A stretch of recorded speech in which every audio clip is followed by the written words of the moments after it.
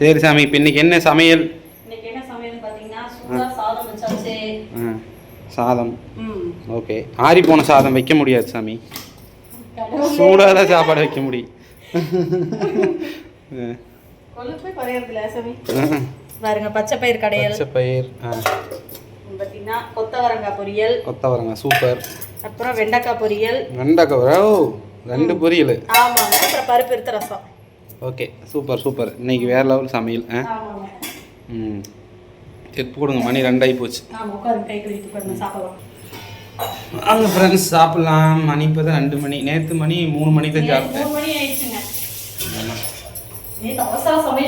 ஆமாம், இன்னி சட்டிக்கு போகிறோன்னா நீ 2-3 நாள் கழிச்சு தான் போவோம். டெய்லி நாமளாலும் போக முடியாது.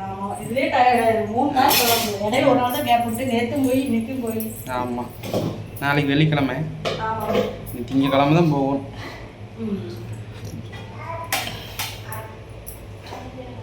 ஓகே ஃப்ரெண்ட்ஸ், நீங்களாம் என்ன சாப்பிட்டீங்க, என்ன சமைச்சிங்க அப்படின்னு சொல்லி கமெண்ட்டில் சொல்லுங்கள். ஃப்ரெண்ட்ஸ்னு வருது சாமிகள். என்ன சாப்பிட்டீங்க சாமிகள் சொல்லுங்கள். அடுத்து ஒரு சின்ன வீடியோ அடுத்த வீடியோவில் பார்க்கலாம். பாய்.